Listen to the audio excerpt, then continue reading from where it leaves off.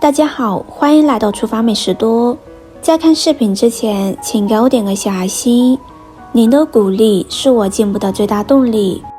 人的一生当中，1/3的时间都在睡眠中度过，所以睡眠质量对身体健康有着至关重要的影响。好的睡眠可以让人一整天都非常有精神。75岁的李大爷最近总是半夜被憋醒，而且感觉浑身酸痛，连续好几天都睡不好觉，这样让他感觉疲惫不堪，做什么都提不起精神。老伴劝他去医院看看，是不是身体出问题了。李大爷一听也觉得有道理，于是第二天就去医院就诊。李大爷按照医生的嘱咐，做了各种各样的检查，可都没有发现问题。最后医生问他，一般睡觉的时候都是什么姿势？李大爷说自己最近老喜欢枕着手睡觉。医生一听恍然大悟，说李大爷的这些症状就是睡姿不对引起的。李大爷听了很是吃惊，原来睡姿不对还会给身体造成这么大的影响。事实上，不同的睡姿确实会对我们的身体健康产生不同的影响。日常生活中，每个人的睡姿几乎都不一样，常见的有仰卧、左侧卧、右侧卧、蜷缩式和趴着睡等。那么哪些姿势才是正确的呢？一、正确睡姿与错误睡姿介绍。正确睡姿，141岁的药王在留下的书籍中表示，正确的睡姿有助于养生。药王最喜欢的睡姿是侧卧，可以左侧卧或右侧卧，但不能仰面睡，因为在古人眼中，只有驾鹤西去的人才会平躺，正常人这样睡是很不吉利的，而且平躺着睡会有食物反流或者做噩梦的风险，所以也要尽量避免。侧卧的好处是有安全感，还能随时保持警戒。如果有居心不良的人靠近，自己能第一时间察觉，而且侧卧时不会压迫心脏，老年人不易出现呼吸困难的情况。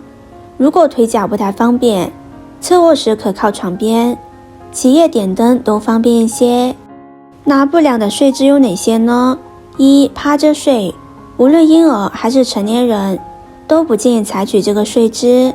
婴儿趴着睡容易导致窒息，成年人趴着睡可能影响胸部发育，加重颈椎病，导致颈椎变形。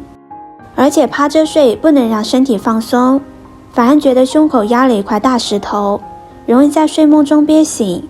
二、枕手睡，有的人睡觉不用枕头，而是把手臂放在脑后垫着，这样的睡姿也不可取。时间长了，不仅手臂容易发麻酸痛，而且对颈椎也不好。三、翘二郎腿睡，这个姿势会导致腿部血液运行受阻，出现酸胀麻木的情况。另外，翘腿时腰椎受力不均，一旦时间过长会造成骨骼和脊椎损伤。儿童、成年人都要改掉这个习惯。如果你有这种不良的睡姿，建议还是尽快改掉吧。除了正确的睡姿之外，我们想要获得充足的睡眠，还应该注意什么呢？其实很多台湾的名医通过对众多人群睡眠的调查，总结出了睡眠的这几点。按照这几条注意事项，可以帮助我们一觉睡到天亮。睡觉前要记一下这几点。一、醉酒，醉酒后要及时醒酒，不可趁着醉意入睡，因为醉酒后容易失去意识，如果身边没有人照顾，可能会让被子蒙住头，有窒息的风险。二、饱食，吃饱容易睡不好，因为胃部食物较多，平躺容易反流，而且睡觉时肠胃代谢慢，胃气难以上升，时间长了脾胃运化能力较弱，进而出现多种肠胃疾病。三、饮水过量，睡前要控制饮水量，尤其是老人和儿童。老年人前列腺功能下降，经常尿急尿频，喝水多会加剧情况。小孩子膀胱存尿量小，喝水过多，晚上会尿床或起夜，这些都会影响睡眠。三、一、伸展，一天下来浑身酸痛，躺在床上还是很累，这时可以做一做伸展运动，比如说伸懒腰、蹬自行车、反手摸后背等等，身上的肌肉得到放松，入睡就会更快。2. 冥想。有的人明明很困，可是一闭上眼睛就会胡思乱想，根本控制不住自己。这个时候你可以尝试冥想。冥想前，我们可以双腿盘坐，双手自然置于膝盖上，双目微闭，然后调整呼吸。呼吸时舌头上翘，呼吸时小腹内收，呼吸要均细而长，尽量听不到呼气、吸气的声音。最后心里默念空、松、静，从头部开始放松，接着肩部放松，胯部放松，放松全身，3分钟后会更快入睡。3. 搓耳。耳朵上有丰富的神经，对外界的接触很敏感，睡前摩擦耳廓、耳垂有助眠的作用，也可以把掌心搓热，直接覆盖在耳朵上，再配合呼气和吐气，让自己逐渐放松。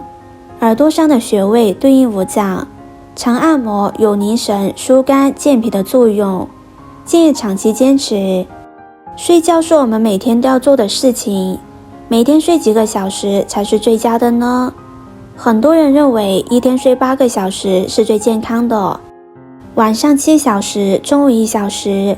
但是根据世卫组织公布的研究结果，8小时的睡眠时间并不完全正确。事实上，睡眠的最佳时间也是因人而异。